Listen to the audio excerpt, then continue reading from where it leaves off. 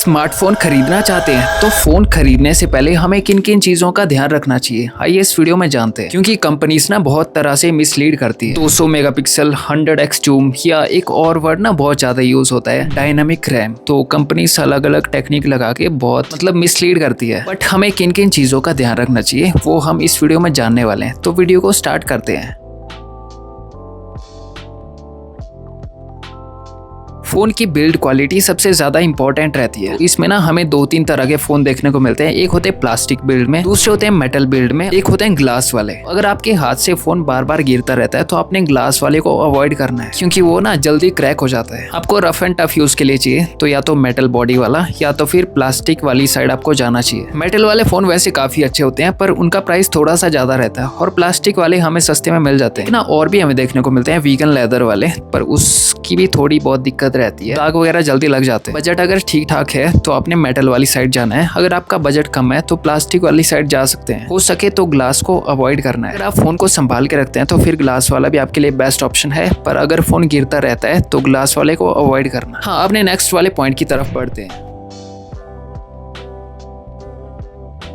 Phone का display बढ़िया होना चाहिए। उसकी ब्राइटनेस ऐसी होनी चाहिए कि आपको धूप में भी कोई दिक्कत ना आए। उसकी पीक ब्राइटनेस का नंबर ज्यादा रहना चाहिए। डिस्प्ले में ना काफी सारी वैरायटीज हमें देखने को मिलती हैं। एक होता है आईपीएस पैनल, होता है अमोलेड डिस्प्ले रहती है। अगर आपको अमोलेड डिस्प्ले मिल रही है तो फिर वो ज्यादा बेटर है। कोशिश करना आईपीएस वाली डिस्प्ले को अवॉइड करने की, क्योंकि वो बैटरी थोड़ा ज्यादा खाती है और एक्सपीरियंस आपको गंदा गंदा मिलता है। एक चीज और, रिफ्रेश रेट का भी आपने ध्यान रखना। जितना ज्यादा रिफ्रेश रेट हमें देखने को मिलेगा उतना ज्यादा स्मूथ एक्सपीरियंस मिलेगा। ये चीज भी आप चेक कर लेना। जैसे इंसान का दिमाग रहता है वैसे फोन के अंदर प्रोसेसर रहता है। तो आपका प्रोसेसर जितना ज्यादा लेटेस्ट होगा उसकी परफॉर्मेंस ज्यादा बढ़िया रहेगी। कोशिश करना कि आपके फोन का जो प्रोसेसर हो वो लेटेस्ट हो, बढ़िया वाला हो, उसके स्कोर वगैरह काफी अच्छे हो। लैग नहीं करना चाहिए, आपको एक स्मूथ एक्सपीरियंस मिलना चाहिए। चाहे आप इसके बारे में गूगल भी कर सकते हो चीजें प्रोसेसर के बारे में, पर फोन का प्रोसेसर सबसे ज्यादा बढ़िया रहना चाहिए। और हाँ, प्रोसेसर के साथ साथ उसमें एंड्रॉइड का लेटेस्ट वर्जन रहना चाहिए, या तो फिर आईफोन ले रहे हो तो आईफोन तो लेटेस्ट मिलते हैं। तो हाँ, प्रोसेसर इंपॉर्टेंट पार्ट है। प्रोसेसर पर ठीक से ध्यान देना कि कौन सा प्रोसेसर है, कितना इसका स्पेसिफिकेशन, सारी चीजें हैं, कब आया था, कब गया था, सारी चीजें। देखो, डिस्प्ले की बात हो गई, प्रोसेसर की बात हो गई। सबसे इसके बाद जो नेक्स्ट इंपॉर्टेंट पार्ट रहता है वो होता है बैटरी। और अभी 2024 चल रहा है, अभी तक ना हमें 5000 mAh की लिथियम आयन बैटरी मिल रही थी। अब ना 2025 में एक नया ट्रेंड आने वाला है, सिलिकॉन कार्बन बैटरी। हाँ, कुछ ऐसा ही, सिलिका बैटरी शायद कुछ ऐसा ही नाम करके है। उनका फायदा एक्चुअली ऐसा रहता है कि कम स्पेस के अंदर ज्यादा mAh फिट हो जाते हैं। तो अब जो नेक्स्ट वाले फोन आ रहे हैं सारे के सारे, वो 5700, 6000 mAh या 6500 mAh, 6200 mAh वैसे आ रहे हैं। तो ट्राई करना कि अब आप जो फोन लोगे वो सिलिकॉन कार्बन बैटरी के साथ में मिले, और उसका mAh 5000 से ऊपर रहना चाहिए। 5500 से भी ऊपर रहना चाहिए मेरे अकॉर्डिंग। तो 6000, 6500 इतना मिल जाए तो काफी बढ़िया है। हाँ, सिर्फ बैटरी के mAh पर ही नहीं जाना, कौन सा चार्जर मिल रहा है, चार्जिंग की स्पीड कितनी है, कितने टाइम में फोन चार्ज हो जाता है, वो सारी चीजें भी आपने ध्यान में रखनी है। क्योंकि देखो, कई बार ऐसा होता है हम ट्रेवलिंग वगैरह करते हैं तो हमें ज्यादा बैटरी की जरूरत होती है, और कई बार हमारे पास पावर बैंक वगैरह भी नहीं रहते। तो जितनी ज्यादा बैटरी रहेगी उतना हमारे लिए बढ़िया रहेगा। तो हाँ, बैटरी कंपार्टमेंट है, एक तो बैटरी हो गई, एक तो चार्जर हो गया, चार्जिंग स्पीड हो गई, सारी चीजें हमने देख ली। फोन के साथ चार्जर मिल रहा है कि नहीं, हमें एक्स्ट्रा लेना पड़ेगा, सारी चीजें आपने ध्यान में रखनी है। चार्जर भी कम से कम 33 वॉट रहना चाहिए, या 33 से ऊपर रहना चाहिए। 50 वॉट, 60 वॉट, 65 वॉट या 80 वॉट, इतना हो जाए तो ज्यादा बढ़िया है। 33 मिनिमम रहना चाहिए, 33 से ऊपर रहना चाहिए।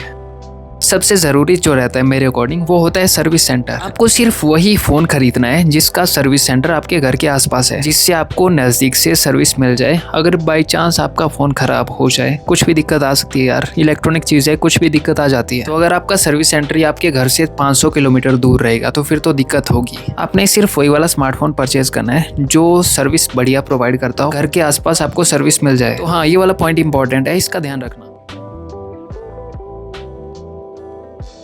मैं रैम और रोम की बात कर रहा था। आपके फोन की रैम होनी चाहिए मिनिमम 8 GB और रोम होनी चाहिए 128 से ऊपर। और हाँ, स्टोरेज एक्सपेंडेबल तो होती है वैसे सबकी, पर एक्सपेंडेबल ज्यादा रहे तो ज्यादा बढ़िया है। मैं ना स्टार्टिंग में आपको बता रहा था कि कंपनीज आजकल बोलते हैं डायनामिक रैम, मतलब एक्चुअल रैम 8 GB रहती है पर डायनामिक 8 GB और होती है। कंपनी स्टिकर लगा देती है 16 GB डायनामिक रैम, पर जो काम करती है ना सही में वो 8 GB ही करती है। डायनामिक रैम के चक्कर में नहीं पड़ना है, मतलब 8 GB है जो एक्चुअल रैम है, बस उसी पे ध्यान देना है। ये डायनामिक वायनामिक कुछ नहीं होता, अगर होता भी है तो इतना इफेक्टिव नहीं होता, बस ये तो मार्केटिंग के वो है चुंचले।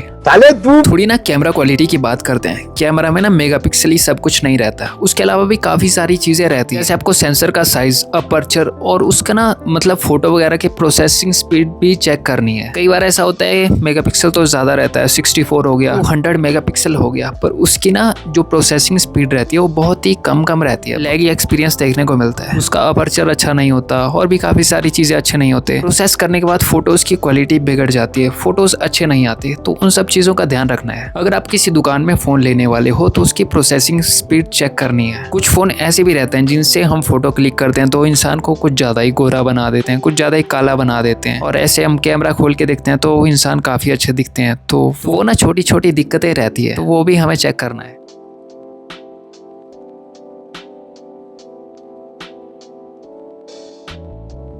फोन के सॉफ्टवेयर में कोई भी दिक्कत नहीं रहनी चाहिए, फोन में लेटेस्ट वर्जन रहना चाहिए। और हाँ, आपने सिर्फ ट्रस्टेड फोन ही लेना है, ट्रस्टेड कंपनी का ही लेना है, क्योंकि कुछ स्मार्टफोन ऐसे रहते हैं जो हमें फोन तो दे देते हैं पर उसका ना टाइम टू टाइम अपडेट नहीं देते, जिससे दिक्कत रहती है। और कुछ लोग हमें अपडेट तो देते हैं पर अपडेट के साथ में ना कई बार हमारी स्क्रीन हरी हो जाती है, कई बार नीली हो जाती है, कई बार पिंक हो जाती है, तो उन कंपनीज को थोड़ा अवॉइड करना है। समझने वाले समझ गए होंगे। और हाँ, अपडेट के मामले में ना जो iOS यूजर है, आईफोन यूजर है, उनको थोड़ा ज्यादा फायदा रहता है, वो थोड़ा ना लंबे टाइम तक अपग्रेड होते रहते हैं। अगर आपको आईफोन पसंद है तो आप आईफोन भी ले सकते हैं, ऐसा कुछ नहीं है, सारी बजट की बात है। ऑनलाइन हो या ऑफलाइन हो, सबसे पहले उसका रिव्यू चेक करना है, क्योंकि आजकल सोशल मीडिया का जमाना है, रिव्यू चेक करना तो बनता है।